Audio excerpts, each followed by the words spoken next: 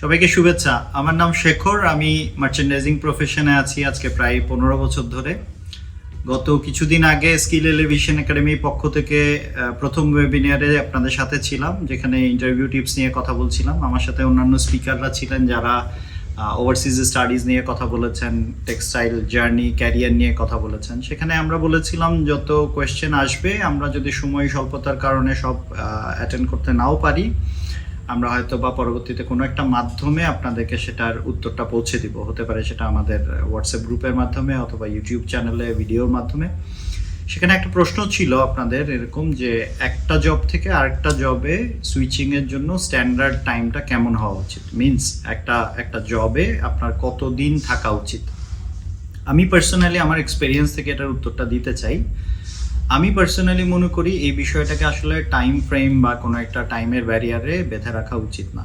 এটা কয়েকটা বিষয়ের আলোকে সিদ্ধান্ত নেওয়া উচিত। কয়েকটা বিষয়গুলোই আপনাদের বোঝার সুবিধার্থে বলি। সেটা হচ্ছে, প্রথমত আমার কাছে মনে হয় আপনি সময় কত পার করলাম সেটা হিসাব না করে হিসাবটা এভাবে করেন যে আপনার কোম্পানি আপনাকে ইভ্যালুয়েশনটা কতটা প্রপার করলো, যে আপনি পারফর্ম করলেন ঠিকভাবে, সবই ঠিক ছিল আপনার দিক থেকে, আপনি বুঝতে পারছেন যে সব কিছুই আপনি বেটার ওয়েতেই দিয়েছেন, সেটা প্রপারলি ইভ্যালুয়েটেড হয়েছে কিনা, আপনাকে প্রপারলি যাচাই বাছাই করে তারা যা প্রমোশন দেওয়ার, ইনক্রিমেন্ট দেওয়ার সেটা দিয়েছে কিনা। এক। সেকেন্ড বিষয় আমি বলবো যে আপনি কতটুকু শিখতে পেরেছেন, সেখানে শেখার স্কোপ কতটুকু আছে এবং সামনে আরও কতটুকু শিখতে পারবেন।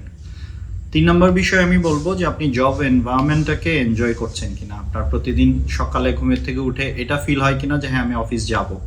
যদি কোনোদিন সকালে ঘুমের থেকে উঠে আবিষ্কার করেন যে না আমার অফিস যেতে ইচ্ছা করছে না, আমার অফিস যেতে ভালো লাগে না, তখন আপনি বুঝবেন আসলে আপনি আপনার কাজকে ওখানে এনজয় করছেন না, অথবা ওই কোম্পানি জব এনভায়রনমেন্টকে এনজয় করছেন না। চতুর্থ বিষয় বলবো যে সবই ধরেন ঠিক আছে, মিনস আপনি প্রমোশনও পাচ্ছেন, ইনক্রিমেন্টও হচ্ছে, কিন্তু আসলে আপনি প্রমোশন পাওয়ার পরও একই রকম কাজই করে যাচ্ছেন, নতুন কোনো জব রেসপন্সিবিলিটি অ্যাড হচ্ছে না বা কাজের এরিয়া বাড়ছে না, নতুন কোনো চ্যালেঞ্জ ফেস করছেন না।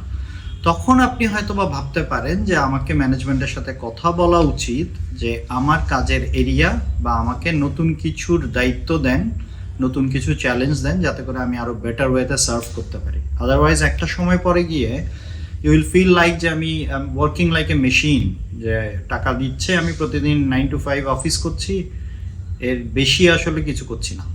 একটা পর্যায়ে গিয়ে যদি আবিষ্কার করেন যে আপনার নতুন করে কিছু নেওয়ারও নাই, দেওয়ারও নাই, সেখানে কিন্তু তখন আর টাকা ম্যাটার করে না, তখন কাজের উদ্যমটা হারিয়ে যাবে, এনার্জি হারিয়ে যাবে, কাজের স্পৃহা হারিয়ে যাবে।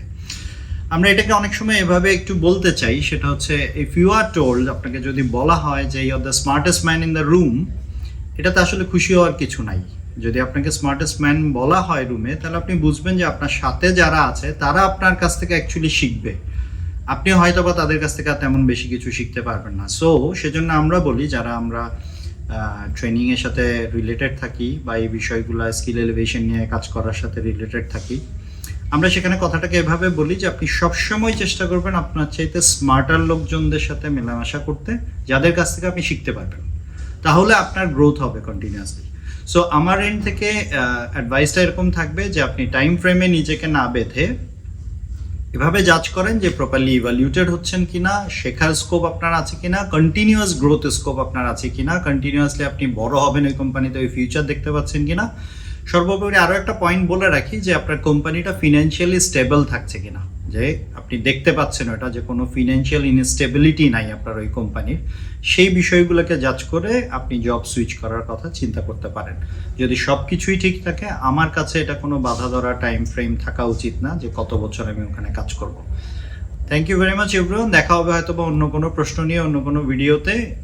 আমাদেরকে জানাবেন যে আপনাদের কি কি জানার ইচ্ছা আছে, আমরা চেষ্টা করব আমাদের এক্সপার্টিস নলেজ যতটুকু আছে এই প্রফেশনে, এই ইন্ডাস্ট্রিতে যতদিন কাজ করেছি সেই আলোকে সেটা বলার। যা অভিমত আমি ব্যক্ত করছি সেখানের সাথে অনেক ইন্ডাস্ট্রি এক্সপার্টের সাথে ওপিনিয়ন হয়তো বা মিলবে না, তাদের সবার ওপিনিয়নকে আমি রেসপেক্ট করি। আমি আপনাদেরকেও অনুরোধ করব সবার ওপিনিয়ন শুনবেন, কিন্তু নিজের বুদ্ধিমত্তাকে ব্যবহার করবেন, তাহলে আপনার জন্য সামনে এগিয়ে যাওয়াটা অনেক ইজি হবে। Thank you everyone.